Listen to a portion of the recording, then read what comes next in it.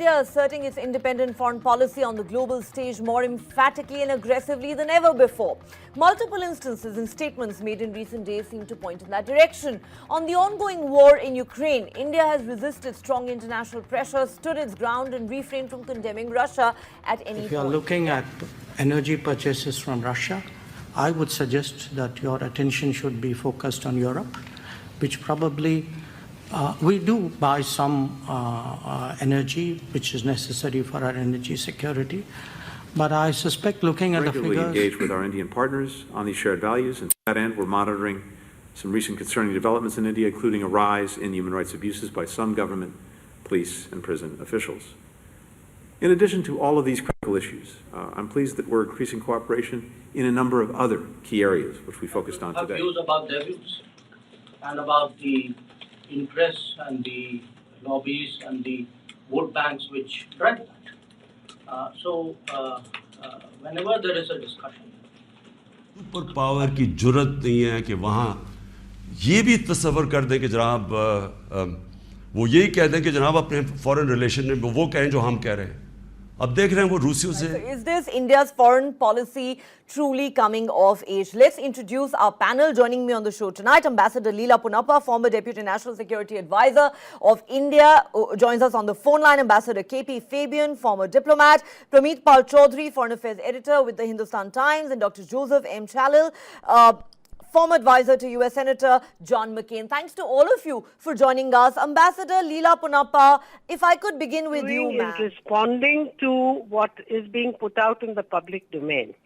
Now, in diplomacy, there is much said in public, primarily for the benefit of the media and public opinion. But there's a huge amount of realistic discussion that takes place in private. Yes, Ambassador Punappa, always a pleasure talking to you. Ma'am, thank you so much for speaking. Thank you. Right. Before I go across to the other Indian guests on the panel, let's get a view from the US. Dr. Joseph Chalil, let me come to you. Now, Thank you for having me. Again, the comments by External Affairs Minister Dr. Jaishankar, even though it's played very well in Indian media and diaspora, hasn't catched much attention here in the US mainstream media. But again, it clearly shows that it's a time America takes India seriously as an equal partner, not as a person or a country which will agree to whatever dictations happen from the West. So I think one more thing which might be different now from the past is that for the first time, the External Affairs Ministry have a professional minister, not a politician. So whatever he says, a career diplomat, right? Calculating it versus all the other it's very common in whether it's in Russia or it's in America. We don't usually have secretaries or ministers who are politicians, whether it is Secretary Blinken or other ministers of the Biden administration, except the president himself. They all are professionals. They are not politicians. They're not elected in the office. They are appointed because of the expertise in the field. So India did a great job, I believe, by appointing Dr. Jaishankar. I would say you should continue that in other departments and appoint professionals in each field, to manage the ministries. That could change. Again, it clearly shows his experience and his charisma in controlling the language. It wasn't considered as a threat to any other countries. It wasn't taken as a bad remark.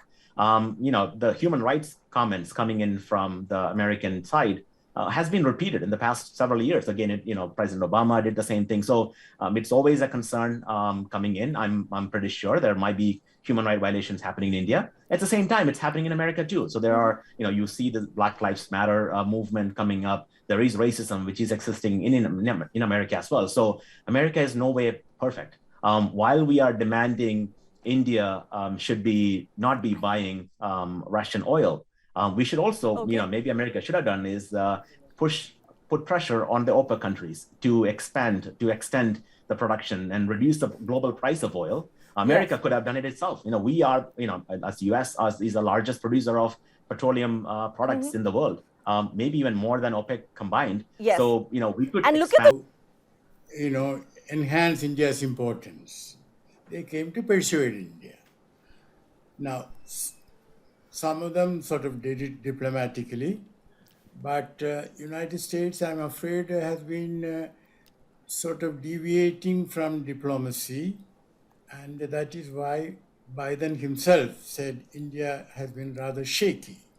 Now, the point is this: if America thinks that it can bully India, it has every right to keep to its open door policy. Now, this is ridiculous because NATO does not want to take in Ukraine.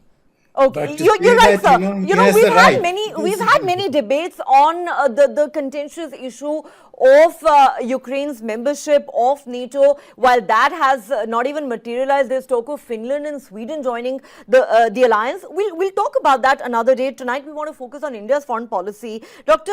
Chalil, let me come back to you. Now, you said that while Dr. Jaishankar's recent statements may have gone viral on the Indian social media, they probably did not get enough attention in America. But, Ambassador Fabian makes a nuanced argument. He says that while a lot of the high-profile dignitaries who in New Delhi has received in recent weeks may have attempted to persuade India to change its stance on Russia. However, Dr. Jaishankar and, in India through its stance at the United Nations has made it abundantly clear that we will not be bullied, we will not be dictated to, we are nobody's satellite. So when President Biden says India has been shaky on Russia, or when the Deputy National Security Advisor says there will be consequences for India increasing its Russian oil imports, like I said, none of this went down well in New Delhi. And I think the fact that we are not going to be dictated to has been adequately conveyed to DC. Is that not something that you would agree with? I would agree wholeheartedly that, again, America cannot bully India any longer. Again, you should all understand this is not a Trump administration, which is here. Administration currently in Biden administration, it's significantly weakened due to several things, from the foreign policy debacles and Afghanistan withdrawals and Iraq and now Ukraine, where people tend to think if America took a stronger stance, this wouldn't have happened. Plus, the inflation is going up pretty bad in America too. So I've been here 20 years, 12 or 22 years, and when I first came in, usually the gallon of fuel was at least a gallon, which is not a liter. Was at least below $1, and now it's over $5, and that is unheard of. I've never seen in American history where America is the largest producer, even after releasing oil from the National Petroleum Reserve. The fuel prices hasn't come down. At the same time, President Biden is objecting to moving petroleum pipes like the Keystone Pipeline and other policies, and new drillings in Anwar and other American federal lands. So he's against fracking. He's preventing producers from creating more fuel, thereby indirectly increasing. The liberal policy has always been to increase the fuel prices. This was a stated policy from everybody for past 30 years. The intention was that if the fuel is over $5 to $6 per gallon, people tend to move towards electric cars. But a country like India, we can't just tell what to do. We need to give them a source of fuel. Is going to be commented and written upon a lot in the days and weeks ahead. And the question that will continue to be asked is India now telling the world to back off, and that we are going to follow an independent foreign policy, whether they like it or not? On that note, I'd like to thank all our guests for joining us on the show, and thanks very much to the viewers for watching.